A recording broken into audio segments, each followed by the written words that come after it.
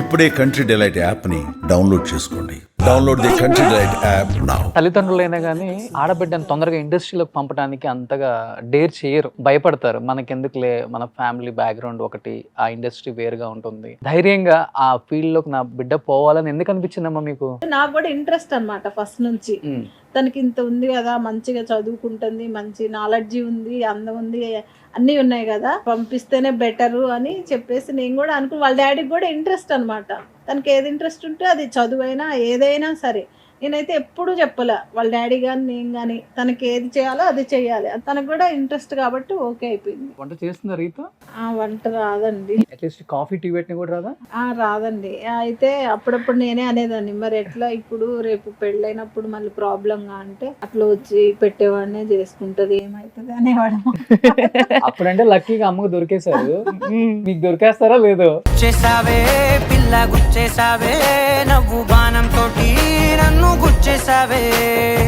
అమ్మ ఎట్లైనా బాధపడుతున్నారు, రేపు వచ్చేవాడికి కనీసం కాఫీ టీ అన్న పెడితే బాగుండని. ఈ షోలో ట్రై చేద్దాం, కుదిరితే నాకు అమ్మకి ఒక కాఫీ ఇస్తారా? ఓకే. చిన్ని చిన్ని కళ్ళే అందం, ముద్దు ముద్దు మాటలు అందం. అదే దాంట్లో చేస్తున్నావు. ఫస్ట్ నార్మల్ గా ఇలా కలుపుతారు కదా, Okay. దాంట్లో వేసి మన దగ్గర ఇప్పుడు దీంట్లో కలుపుతామని. ఎంత వేస్తున్నావు?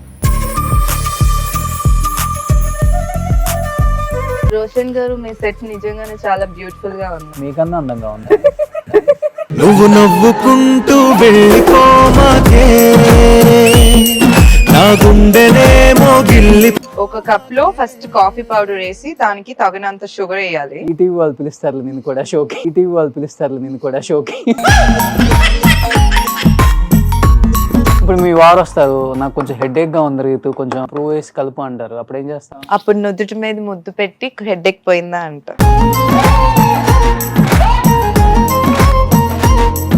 ఓకే, ఒక మంచి సాంగ్ వేసుకోండి అమ్మా. నీ కూతురు ఇక్కడ ఇక్కడ కాదు. వా, నిజంగా చెప్తున్నా అంటే క్యాప్షన్ అలాగా ఉంది.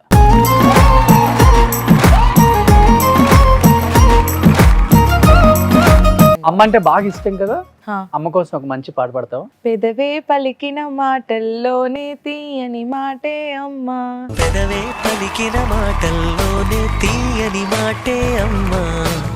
ఆంటీ, నేను కొన్ని క్వశ్చన్స్ అడుగుతాను, చాలా ఈజీ రీతు గురించి, మీరు ఎస్ ఆర్ నో చెప్పాలి. రీతు, నువ్వు కూడా ఆన్సర్ చేయొచ్చు, నో ప్రాబ్లం. ఫస్ట్ క్వశ్చన్, ఇంట్లో రీతు వంట చేస్తుంది, రీతుకు చాలా కోపం, అమ్మకు చాలా కోపం, అవునా? ఆపోజిట్ ఇక్కడ, ఏ విషయంలో ఎక్కువ? సో మా మమ్మీ నాతో పాటు షూట్స్కి వచ్చినప్పుడు, పాపం అంత ముందు మా డాడీ, ఇప్పుడు మా అన్నయ్య రాగానే తిట్టిద్ది. ఎందుకు? ఇవి ఇక్కడ పెట్టారు, అవి అక్కడ పెట్టారు, నేనేం చేయాలి, అసలు ఒక్క పని చేయరు, మొత్తం నేనే చేయాల్సి వస్తుంది, చీ ఏంటి ఈ పిల్లలు ఇట్లున్నారు అట్లున్నారు. ఇంకా సావ కొట్టిద్ది. ఒక 1.5 2 hours భజన. మా మమ్మీ పనులు చేసుకుంటేనే భజన. అంటే వచ్చిన తర్వాత ఎట్లాగో మా మమ్మీయే చేస్తుంది, ఎలాగో మా అన్న చేయడు. మళ్ళీ వచ్చిన తర్వాత ఆయన్ని తిట్టుకుంటూ ఈ 2 hours నాకు. అంటే మీకు ఎందుకు కోపం లేదు అనిపించింది? మరి నా విషయంలో అయితే ఇప్పుడు అదేలే, ఇంకా మీ కోపం ఉంది కాబట్టి ఆటోమేటిక్గా తను కోపపడుతుంది, అంతే కదా. బట్ ఇన్ జనరల్ గా అయితే నాకైతే కోపం ఎక్కువే, అది తగ్గించుకోవాలి నేనే. నైట్ పార్టీస్కి వెళ్తుంది, ఎక్కువ ఎక్కడ పార్టీస్కి? పబ్లా లేకపోతే ఫ్యామిలీ పార్టీసా? పబ్లికే వెళ్తా. అమ్మ మాట కన్నా ఫ్రెండ్స్ మాట ఎక్కువ వింటుంది, కాల్స్ ఎక్కువ మాట్లాడుతుంది. లేదు, నేను యాక్చువల్లీ నేను మాట్లాడిన ఎక్కువ, నాకు ఇరిటేషన్ ఎవరైనా ఎక్కువ ఫోన్ చేసినా కూడా. అమ్మ రీతు కన్నా ఎక్కువ పెట్స్ ని బాగా చూస్తుంది.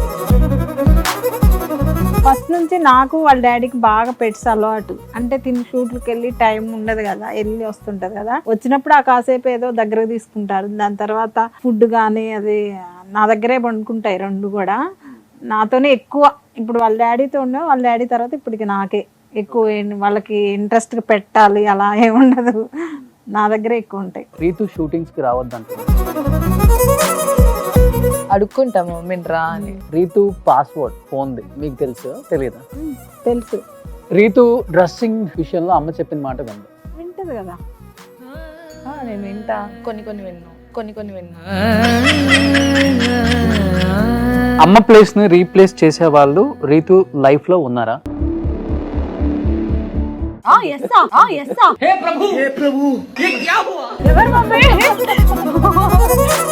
ఇంకెవరున్నారు, మా అబ్బాయి ఉన్నాడు కదా. కానీ నాకైతే మా మమ్మీని రీప్లేస్ అయితే చేయలేడు మా అన్నయ్య కూడా. అమ్మా అమ్మా మరలా